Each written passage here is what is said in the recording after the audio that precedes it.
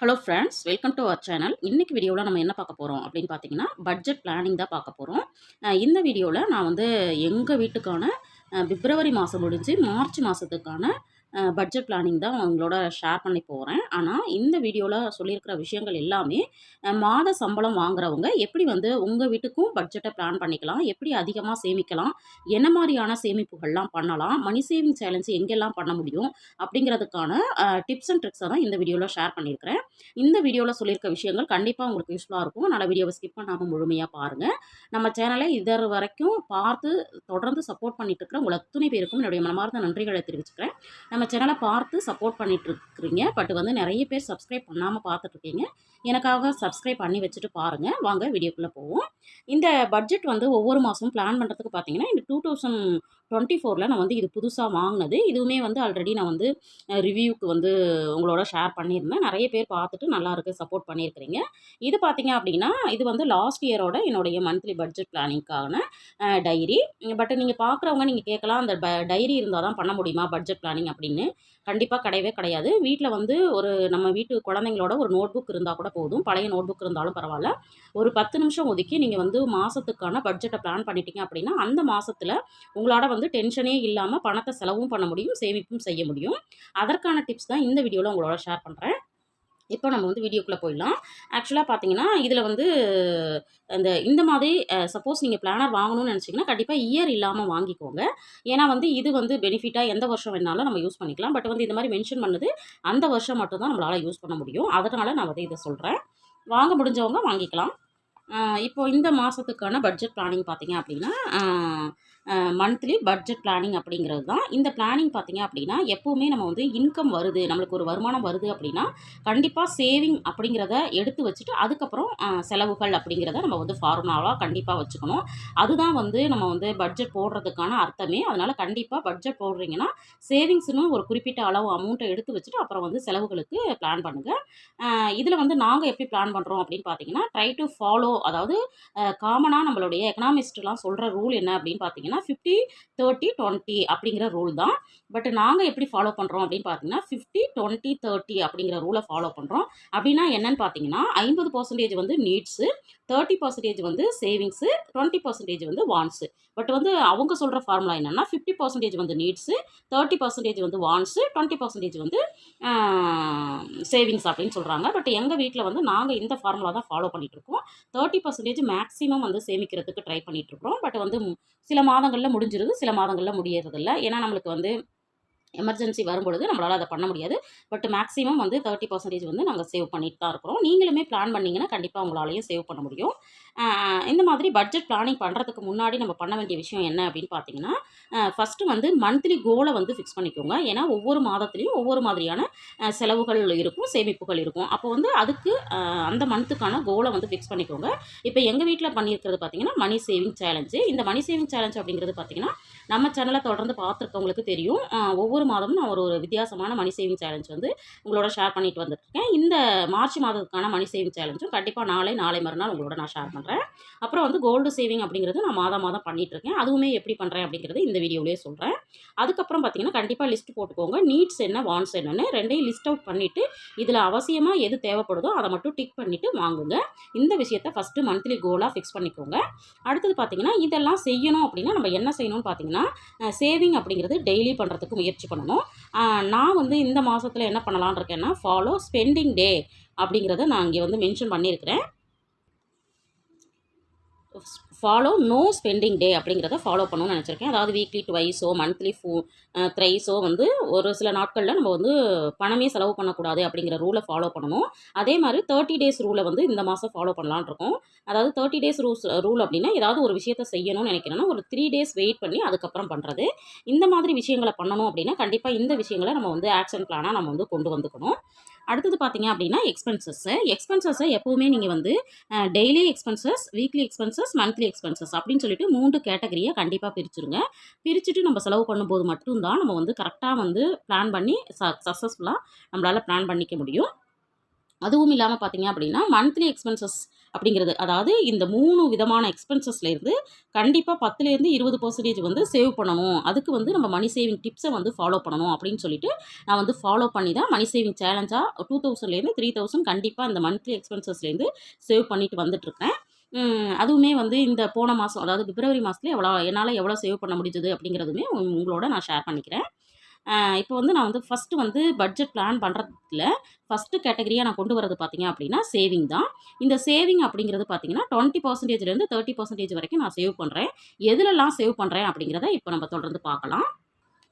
இப்போ பார்த்தீங்கன்னா, நம்மளுடைய பட்ஜெட் பிளானிங்கில வந்து நான் வந்து இந்த டைரியில பார்த்தீங்க அப்படின்னா, இந்த மாதிரி காலம் வந்து வரல. இத வந்து நான் பழைய டைரியிலருந்து பார்த்து அது மாதிரி நான் வந்து பிளான் பண்ணியிருக்கிறேன். அதாவது டிஸ்கிரிப்ஷன் அப்படிங்கிறது நம்ம என்னெல்லாம் செலவுகள் பண்ண போறோம் அப்படிங்கிறது, அதுக்கு வந்து பட்ஜெட்டட் அப்படிங்கிறது எவ்வளோ அமௌண்ட் வந்து ஒதுக்குறோம் அப்படிங்கிறது, அடுத்து வந்து ஆக்சுவலா எவ்வளோ நம்மளுக்கு செலவாகுது டிஃப்ரென்ஸ். இப்போ வந்து நம்மளுக்கு வந்து ரென்ட்டுங்கிறது நம்ம அப்படியே குடுத்துருவோம்.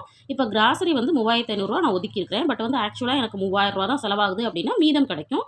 அதுவே 3500ங்கிறது ரூ. 200 கூடுதலா செலவாகுது அப்படின்னா, இங்க வந்து நம்ம வந்து எக்ஸஸ் அப்படிங்கிறத நம்ம காமிக்கலாம். இந்த இடத்துல இந்த டிஃபரன்ஸ் காலத்த ஒவ்வொரு மாதமும் நம்ம பார்த்தா தான், எங்க வந்து நம்மளுக்கு பணம் வந்து அதிகமா செலவாகுது அப்படிங்கிறத கண்டுபிடிச்சு நம்ம வந்து அத குறைக்கிறதுக்கு முயற்சி பண்ண முடியும். இப்ப நம்ம இந்த பட்ஜெட்ட நம்ம பார்க்கறதுக்கு முன்னாடி ஃபர்ஸ்ட் சேவிங்ஸ் அப்படிங்கிறது தான் நான் ஒதுக்கியிருக்கேன் இல்லைங்களா? அந்த சேவிங்ஸ் எதுலலாம் பண்றேன் அப்படிங்கிறத நம்ம பார்த்துடலாம். இப்போ நான் வந்து சேவிங்ஸ் வந்து 20%லேருந்து 30% அப்படின்னு சொல்லியிருக்கேன் இல்லைங்களா? இதில் பார்த்தீங்கன்னா, நான் சேவிங்ஸ் பண்ணுறதுக்கு இந்த மாதிரி ஒரு பேக் வச்சுருக்கேன். நம்மளுடைய சேனலை தொடர்ந்து பார்க்குறவங்களுக்கு தெரிஞ்சிருக்கும். இது வந்து ஜிஆர்டியில் கிடைச்ச பேக் தான். இந்த பேக்கில் தான் பார்த்தீங்கன்னா, என்னுடைய சேவிங்ஸ்க்கான பாஸ்புக்கெல்லாம் நான் வந்து வச்சுருப்பேன். இந்த பாஸ்புக்கில் என்ன பண்ணுவேன்னா, பணம் எங்களுக்கு வந்து மாத வருமானம் தான். மந்த்லி இன்கம் வந்த உடனே என்ன பண்ணுவேன்னா, அந்த பணத்தை எடுத்து இந்த எதுலெல்லாம் எவ்வளோ நம்ம வந்து பே பண்ண போகிறோமோ, அதுலேயே வச்சு என்ன பண்ணிடுவேன் அப்படின்னா, அதை ஃபஸ்ட்டு ஒரு மாதத்தோட 10ஆம் தேதிக்குள்ளே நான் வந்து மேக்ஸிமம் கட்டிடுவேன். வீட்டில் கூட சொல்லுவாங்க, எல்லா பணத்தையும் கொண்டு போய் சேவிங்ஸில் போட்டு வச்சிடுற, வீட்டில் செலவுக்கு எப்படி பண்ணுறது அப்படின்னு சொல்லிட்டு. பட் வந்து பட்ஜெட்டுக்கான பணம் வந்து சரியாக தான் இருக்கும். இருந்தாலும் சில சமயங்களில் கொஞ்சம் எமர்ஜென்சி ஆகும் இல்லைங்களா? அப்போ வந்து சண்டை போடுவாங்க. பட் இருந்தாலும் எனக்கு வந்து எமர்ஜென்சி அப்படின்னு ஒரு அமௌண்ட் வந்து ஒதுக்குறதுனால எனக்கு வந்து அது பெரிய சிரமமாக தெரியறதில்ல. இது பார்த்தீங்க அப்படின்னா, இது வந்து எஸ்பி அக்கௌண்ட்டு, சேவிங்ஸ் அக்கௌண்ட்டு. இது வந்து ஐசிஐசியில் வந்து நம்ம வந்து எஸ்ஐபி இந்த மாதிரிலாம் போடுறதுக்காக ஆர்டி எல்லாம் இதில் தான் நான் போட்டிருக்கேன். அதுக்கானது. இது வந்து பார்த்தீங்கன்னா, பாப்பாக்கான எஸ்எஸ்ஏ அக்கௌண்ட்டு. இது வந்து பிஎல்ஐ. இதெல்லாம் தான் நான் வந்து பே பண்ணிட்டுருக்கேன். இதில் பார்த்தீங்க அப்படின்னா, நம்ம வந்து என்னென்ன பே பண்ணுறேன் அப்படின்னு பார்த்தீங்கன்னா, இப்போ நான் காமிச்ச மாதிரி பிஎல்ஐ வந்து போஸ்ட் ஆஃபீஸில், எஸ்எஸ்ஏ வந்து செல்வ மகள் சேமிப்பு திட்டம், அப்புறம் வந்து ஆர்டி பார்த்தீங்கன்னா, என் பொண்ணோட ஸ்கூல் ஃபீஸ்க்காக கட்டிகிட்ருக்கேன். அப்புறம் வந்து கோல்டு வந்து எப்படி சேவ் பண்ணுறேன்னா, இப்போ வந்து நான் டிஜி கோல்டில் சேவ் பண்ண ஆரம்பிச்சிருக்கிறேன்.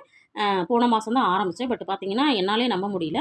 ஓரளவுக்கு வந்து டிஜி கோல்டில் வந்து நான் சேவ் பண்ணியிருக்கிறேன். டிஜி கோல்டில் வந்து எப்படி சேவ் பண்ணணும் அப்படிங்கிறதுமே அடுத்தடுத்த வீடியோவாக கண்டிப்பாக உங்களோட ஷேர் பண்ணுறேன். ஏன்னா நம்மளுடைய சப்ஸ்கிரைபர் ஒருத்தவங்க டிஜி கோல்டு பற்றி எக்ஸ்பிளைன் பண்ணுங்கன்னு கேட்டிருக்காங்க. அடுத்தது வந்து கோல்டு காயின் வந்து மந்த்லி கண்டிப்பாக வாங்கணும் அப்படின்னு பிளான் பண்ணியிருக்கேன். இப்போ ரீசெண்டாக ஒரு வீடியோ கூட நான் வந்து ஒரு மாதத்தில் 1/2 கிராம்லேருந்து 1 கிராம் எப்படி வாங்கணும்னு வீடியோ போட்டிருக்கிறேன். அதை பார்க்கலன்னா கண்டிப்பாக ஒரு முறை விசிட் பண்ணி பாருங்கள். நான் டிஸ்கிரிப்ஷனில் லிங்க் கொடுக்குறேன். அப்புறம் வந்து எஸ்ஐபி வந்து போட்டுட்ருக்கேன். அதுவும் இல்லாமல் எஸ்டபிள்யூபி ஒன்று போட்டுட்ருக்கேன். அப்புறம் இந்த எஸ்டபிள்யூபி பற்றியுமே ஆல்ரெடி நான் வந்து போஸ்ட் பண்ணியிருக்கிறேன். இது நிறைய பேர் பார்க்கல. பட் இருந்தாலுமே இது வந்து சூப்பரான ஒரு பிளானு. கண்டிப்பாக இதை தெரிஞ்சுக்கணும்னு நினச்சிங்கன்னா டிஸ்கிரிப்ஷனில் லிங்க் கொடுக்குறேன். ஒரு முறை விசிட் பண்ணுங்கள். அதுக்கப்புறம் பார்த்தீங்கன்னா உண்டியல் சேமிப்பு வந்து கண்டிப்பாக நான் வந்து சில்லறை சேமிப்பு பண்ணிகிட்ருப்பேன். அது இல்லாமல் மணி சேவிங் சேலஞ்ச் இதெல்லாம் தான் நான் வந்து என்னுடைய சேவிங்ஸு. இதில் பார்த்தீங்கன்னா 20லேருந்து 30% கண்டிப்பாக என்னால் சேமிச்சிட முடியும்.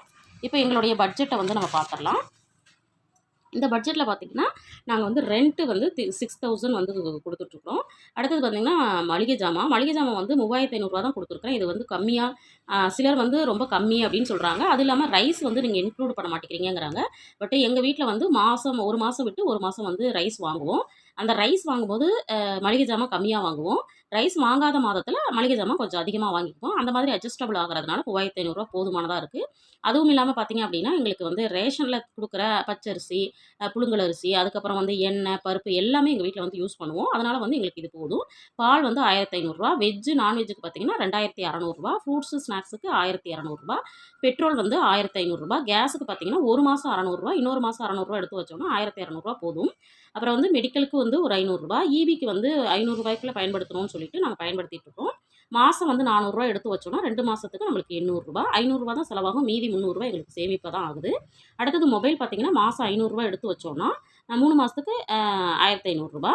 அப்புறம் வந்து 3 மாதத்துக்கு ஒரு தடவை தான் நாங்கள் ரீசார்ஜ் பண்ணுவோம். எமர்ஜென்சிக்கு ஒரு ரூ. 500, டெம்பிள் அதாவது இயர்லி ஒன்ஸ் வந்து நாங்கள் வந்து கோவிலுக்கு போவோம். அதுக்கு மாதம் மாதம் ஒரு ரூ. 500 சேமிக்கிறோம். அது இல்லாமல் ஃபெஸ்டிவலுக்காக ஒரு ரூ. 500 இப்போ வந்து திடீர்னு ஏதாவது ஒரு ஃபெஸ்டிவல் வருது அப்படின்னா, அதற்கான செலவுக்கு மாதம் மாதம் சேமிக்கணும்னு சொல்லிட்டு அதுக்கு ஒரு ரூ. 500 சேமிக்கிறோம். அது இல்லாமல் ட்ரெஸ்ஸு அப்படிங்கிறது கண்டிப்பா நம்மளுக்கு வந்து தேவைப்படுது. இதில வந்து மாதம் ரூ. 600 போட்டிருக்கேன். பட் இதில உங்களால எப்படி வந்து வாங்க முடியும் அப்படின்னு நீங்க கேட்கலாம். பட் நான் வந்து இந்த மாதிரி மந்த்லி எக்ஸ்பென்சஸ்லேருந்து ஒரு 10%லேருந்து 20% சேமிக்கிறேன் இல்லைங்களா? அது எல்லாமே வந்து எங்களுக்கு வந்து நீடு இருக்குது அப்படின்னா, கண்டிப்பா இதில வந்து நாங்க அத யூஸ் பண்ணிப்போம். அது இல்லாம அவுட்டிங் வந்து மாதத்தில ஒரு முறை தான் போவோம். அதுக்கு ஒரு ரூ. 500 ஒதுக்கியிருக்கிறோம். இப்போ இந்த கேட்டகரிலாம் இல்லாம, இப்போ வந்து முடி வெட்டுறதுக்காக போகணும் அப்படின்னு நினைக்கலாம். இல்ல வேற ஏதாவது ஒரு பொருள் வந்து வீட்டுக்கு தேவைப்படுறதா இருக்கலாம். அந்த மாதிரி இருக்கும் பொழுது அதற்கான அமௌண்ட்டையும் ஒதுக்கியிருக்கேன். இப்போ எங்க வீட்டுக்கான பட்ஜெட் பார்த்தீங்க அப்படின்னா, ரூ. 21,400 நான் போட்டிருக்கேன். பட் இதில பார்த்தீங்கன்னா, சிலது வந்து சேமிப்பா மாறிரும். அதாவது என்ன அப்படின்னு பார்த்தீங்கன்னா, இப்போ எமர்ஜென்சி வரல அப்படின்னா அது சேமிப்பு. டெம்பிளுக்கு கண்டிப்பா நாங்க சேமிப்புல தான் வச்சிருக்கிறோம். ஃபெஸ்டிவல் அப்படிங்கிறது எல்லா மாசமும் வராது. எப்போ வருதோ அப்போ செலவாகும். மத்த சமயங்கள்ல அது சேமிப்பா மாறிரும். இந்த மாதிரி கொஞ்சம் சேமிப்பு அதுலேருந்து 10% சேமிக்கிறோம் அப்படின்னா, கண்டிப்பா இதிலேருந்து ஒரு 3000 கண்டிப்பா என்னால சேமிச்சிட முடியும். இதையுமே வந்து நெறைய மணி சேவிங் டிப்ஸ் ஃபாலோ பண்ணி தான் நான் சேமிச்சுட்ருக்கேன். அது இல்லாம நம்ம சேனல புதுசா பார்க்குறீங்கன்னா, நெறைய மணி சேவிங் சேலஞ்ச் வந்து மணி சேவிங் டிப்ஸ் வந்து ஆல்ரெடி நான் போஸ்ட் பண்ணியிருக்கிறேன். ஒரு முறை விசிட் பண்ணி பாருங்க. அதே மாதிரி இந்த வீக்லி எக்ஸ்பென்சஸ் அப்படி இருக்குது இல்லைங்களா? அத வந்து நான் எப்படி பிரிச்சு செலவு பண்றேன்னு பார்த்தீங்கன்னா, வெஜிடபிளுக்கு வந்து ஒரு வாரத்துக்கு ரூ. 250 4 வாரத்துக்கு ரூ. 1000 நான் செலவு பண்றேன். என்விக்கு பார்த்தீங்கன்னா, 4 வாரத்துக்கும் 1 வாரத்துக்கு ரூ. 400 சொல்லி ரூ. 1600 டோட்டலா எனக்கு ரூ. 2600 போதுமானதா இருக்கு. நெறைய பேர் கேட்பீங்க, ரூ. 250 எப்படிங்க காய்கறிகள் வாங்குறது அப்படின்னு. கண்டிப்பா வந்து இதற்குள்ள வாங்குறதுக்கு நாங்க ட்ரை பண்ணி, அதில தான் வந்து செலவுகள பண்ணிட்டுருக்கோம். அதுவும் இல்லாம பார்த்தீங்கன்னா, வீட்லயே வந்து சின்னதா தோட்டம் மாதிரி வச்சிருக்கோம். அதில நெறைய கீரைகள்லாம் கிடைக்கும். அதுவுமே அப்பப்ப யூஸ் பண்றதுனால எங்களுக்கு இது வந்து போதுமானதா இருக்கு. அடுத்தது வந்து ஃப்ரூட்ஸ் பார்த்தீங்க அப்படின்னா, ஃப்ரூட்ஸ் அண்ட் ஸ்நாக்ஸுக்கு வந்து வாரத்தில ரூ. 150க்கு ரூ. 600 ஸ்நாக்ஸும் அதே மாரி வாரம் ரூ. 150ன்னு ரூ. 600 ரூ. 1200 எங்களுக்கு போதுமானதா இருக்கு. நீங்க கேட்கலாம் ஃப்ரூட்ஸ் எல்லாம் விக்கிற விலையில ரூ. 150க்கு என்னங்க வாங்க முடியும் அப்படின்னு. பட் நம்ம வந்து ஆப்பிள், ஆரஞ்சு தான் வாங்கணும் அப்படின்னு கிடையாது. சீசனல் ஃபுட்டு என்னெல்லாம் ஃப்ரூட்ஸ் வந்து சீப்பா கிடைக்குதோ அத நம்ம வாங்கிக்கலாம். கொய்யாப்பழம், வாழைப்பழம், அன்னாசி பழம் இந்த மாதிரி என்ன சீப் அண்ட் பெஸ்ட்டா கிடைக்குதோ அத வாங்கிக்கலாம். அதே மாரி ஸ்நாக்ஸ் வந்து எங்க வீட்ல வந்து கொஞ்சம் நட்ஸு, அப்புறம் வந்து புரோட்டீன் இது கொண்டைக்கடலை, வேர்க்கடலை அந்த மாதிரியெல்லாம் நெறைய யூஸ் பண்ணுவோம். அதனால ஸ்நாக்ஸுக்கு நெறைய கடையில வாங்க மாட்டோம். அதனால ரூ. 350 போதுமானதா இருக்கு. அதேமாரி மொபைலுக்கு பார்த்தீங்க அப்படின்னா, வாரத்துக்கு ரூ. 500 3 வாரத்துக்கு ரூ. 1500 3 மாசத்துக்கு சேர்த்துட்டு, அதில வந்து 750, 750 எங்க வீட்ல 2 மொபைல் யூஸ் பண்றோம். ரூ. 750க்கு ஆ ரீசார்ஜ் ஒன்ஸ் பண்ணோம்னா 3 மந்த் கழிச்சு திரும்ப ரூ. 750 தான் பண்ணுவோம். அது மாதிரி தான் நாங்க வந்து பண்ணிட்டுருக்கோம். இப்படி தான் வந்து பட்ஜெட்ட வந்து நாங்க பிளான் பண்ணியிருக்கிறோம். நீங்களுமே வந்து பார்த்தீங்க அப்படின்னா, இந்த மாதிரி கொஞ்சம் ஸ்மார்ட்டா வந்து நம்ம வந்து பிளான் பண்ணிட்டு, செலவுகளையும், சேமிப்புகளையும் அ கண்டிப்பா நம்மளால செய்திட முடியும். பிகினர்ஸா இருக்கீங்க அப்படின்னா, கண்டிப்பா இந்த மாதிரி ஒரு நோட்டு வச்சு, ஒரு 10 நிமிஷம் ஒதுக்கி, நீங்க வந்து பண்ற செலவுகளும், சேமிப்புகளும் எப்படி வந்து பிளான் பண்ணலாம்னு சொல்லிட்டு கண்டிப்பா பண்ணுங்க. அதுவும் இல்லாம வரவு செலவு கணக்கு நெறைய பேருக்கு எழுத தெரியல அப்படின்னு சொல்றாங்க. நம்ம சேனல்லயே வரவு செலவு கணக்கு எப்படி எழுதணும்னு ஆல்ரெடி போஸ்ட் பண்ணியிருக்கிறோம். அதையுமே உங்களுக்கு விருப்பம் இருந்துச்சுன்னா, ஒரு முறை விசிட் பண்ணி பாருங்க. இல்ல வரவு செலவு கணக்கு எழுதுறது எப்படின்னு தெரிஞ்சுக்கணும் அப்படின்னாலும் கமெண்ட்ல சொல்லுங்க. நான் அடுத்தடுத்த வீடியோல உங்களோட நான் ஷேர் பண்ணிக்கிறேன். இந்த வீடியோ உங்களுக்கு பிடிச்சிருக்கும்னு நினைக்கிறேன். வீடியோ பிடிச்சிருந்தா லைக் பண்ணுங்க, ஷேர் பண்ணுங்க, கமெண்ட் பண்ணுங்க. மறக்காம நம்ம சேனலை சப்ஸ்கிரைப் பண்ணி வச்சுட்டு பாருங்க. தேங்க்ஸ் ஃபார் வாட்சிங்.